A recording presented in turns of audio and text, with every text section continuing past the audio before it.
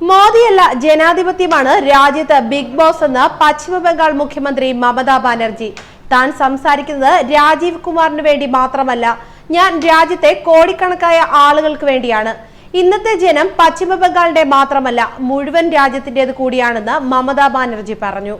രാജീവ് കുമാറിന്റെ അറസ്റ്റ് പാടില്ലെന്ന് സുപ്രീം കോടതി നിർദ്ദേശം ധാർമ്മിക വിജയമാണെന്ന് സുപ്രീം കോടതി നിർദ്ദേശത്തിന് പിന്നാലെ മാധ്യമങ്ങളെ അഭിസംബോധന ചെയ്ത മമത പറഞ്ഞു. എതിർ ശബ്ദം ഉയർത്തുന്നവർക്കെതിരെ CBIയെ തെറ്റായ രീതിയിൽ ഉപയോഗിക്കുന്നതിനെതിരെയാണ് കോടതി സംസാരിച്ചതെന്നും മമതാ ബാനർജി പറഞ്ഞു. പരസ്പര ബഹുമാനമാണ് വേണ്ടതെന്ന് കേന്ദ്ര സർക്കാരിനോട് മമതാ ബാനർജി. CBIക്ക് മുന്നിൽ ഹാജരാകില്ലെന്ന് രാജീവ് കുമാർ പറഞ്ഞിട്ടില്ല. സുപ്രീം കോടതി നിരീക്ഷിച്ച കാര്യങ്ങൾ തന്നെയാണ് ആവശ്യപ്പെട്ടതെന്നും മമതാ ബാനർജി വിശദീകരിച്ചു. ഭാവി പരിപാടി പ്രതിപക്ഷ നേതാക്കളുമായുള്ള കൂടിക്കാഴ്ചയ്ക്ക് ശേഷം തീരുമാനിക്കുമെന്നും മമത പറഞ്ഞു. ശാരദ ചിട്ടി തട്ടിപ്പിനെ കുറിച്ചുള്ള CBI അന്വേഷണവുമായി ബംഗാൾ സർക്കാർ സഹകരിക്കണമെന്ന് സുപ്രീം കോടതി നിർദ്ദേശിച്ചു. Kolkata city police commissioner Rajeev Kumar അന്വേഷണ ഏജൻസിക്ക് മുൻപാകെ ഹാജരാകണം. എന്നാൽ രാജീവ് കുമാറിനെ അറസ്റ്റ് ചെയ്യരുതെന്ന് നിർദ്ദേശിച്ച കോടതി ഫെബ്രുവരി 20-ന് കേസ് വീണ്ടും പരിഗണിക്കുമെന്നും അറിയിച്ചു. രാജീവ് കുമാറിനെ ചോദ്യം ചെയ്യാനുള്ള നടപടികളുമായി CBIക്ക് മുൻപോട്ട് പോകാമെന്നും സുപ്രീം കോടതി വ്യക്തമാക്കി.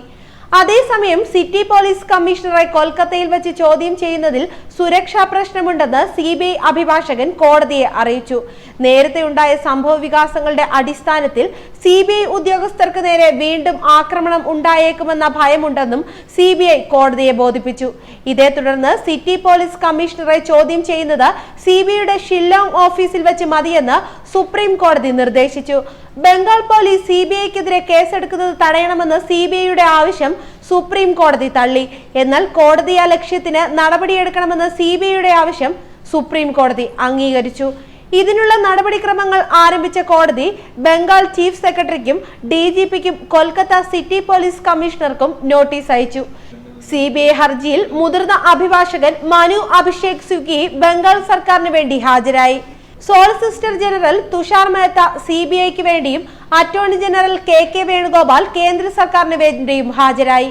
കോടതിയിൽ നടന്ന വാദത്തിൽ അതിരൂക്ഷ വിമർശനമാണ് CBI ബംഗാൾ സർക്കാരിന് നേരെ നടത്തിയത്. സംസ്ഥാന സർക്കാർ സായുധ കലാപത്തിന് കോപ്പ് കൂട്ടുകയാണെന്ന് CBI അഭിഭാഷകൻ ചൂണ്ടിക്കാട്ടി. ചരിത്രത്തിൽ ആദ്യമായാണ് ഒരു സംസ്ഥാന സർക്കാരിനെതിരെ കോടതി ലക്ഷ്യത്തിന് CBI നോട്ടീസ് നൽകുന്നതെന്നും CBIയെ നയിക്കുന്ന ജോയിന്റ് ഡയറക്ടറേറ്റ് തന്നെ തടഞ്ഞു വയ്ക്കുന്നതടക്കമുള്ള ഭരണഘടനാ ലംഘനം ബംഗാളിൽ ഉണ്ടായെന്നും CBI സുപ്രീം കോടതിയെ അറിയിച്ചു.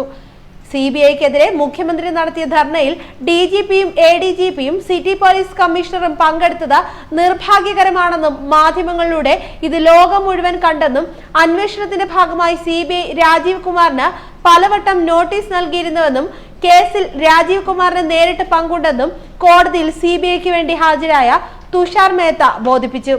ശാരദ ചിട്ടി തട്ടിപ്പ് കേസുമായി ബന്ധപ്പെട്ട് കമ്മീഷണറുടെ മൊഴിയെടുക്കാൻ അനുമതി നേടിയ CBI ഇതിനായി കമ്മീഷണറുടെ ഔദ്യോഗിക വസതിയിൽ എത്തിയപ്പോഴാണ് കൊൽക്കത്ത പോലീസ് ഇവരെ തടഞ്ഞുവെച്ചത്. കമ്മീഷണർ ഓഫീസിന് മുന്നിൽ വെച്ച് തന്നെ 5ഓളം CBI ഉദ്യോഗസ്ഥരെ തടഞ്ഞ കൊൽക്കത്ത പോലീസ് ഇവരെ സമീപത്തുള്ള പോലീസ് സ്റ്റേഷനിലേക്ക് മാറ്റി. ഇതിനു പിന്നാലെ 10ഓളം CBI ഉദ്യോഗസ്ഥർ കൂടി കമ്മീഷണർ ഓഫീസിലേക്ക് എത്തിയെങ്കിലും ഇവരെയും പോലീസ് തടയുകയും സ്റ്റേഷനിലേക്ക് മാറ്റുകയും ചെയ്യുകയായിരുന്നു. കസ്റ്റഡിയിലെടുത്ത CBI ഉദ്യോഗസ്ഥരെ അറസ്റ്റ് ചെയ്തതായും ഇവർക്കെതിരെ FIR രജിസ്റ്റർ ചെയ്തതായും അഭ്യൂഹങ്ങൾ പടർന്നെങ്കിലും കേസൊന്നും എടുത്തിട്ടില്ലെന്നും ആരെയും അറസ്റ്റ് ചെയ്തിട്ടില്ലെന്നും മമതാ ബാനർജി പിന്നീട് അറിയിച്ചു. ന്യൂസ് ഡെസ്ക് മലയാളി വാർത്ത.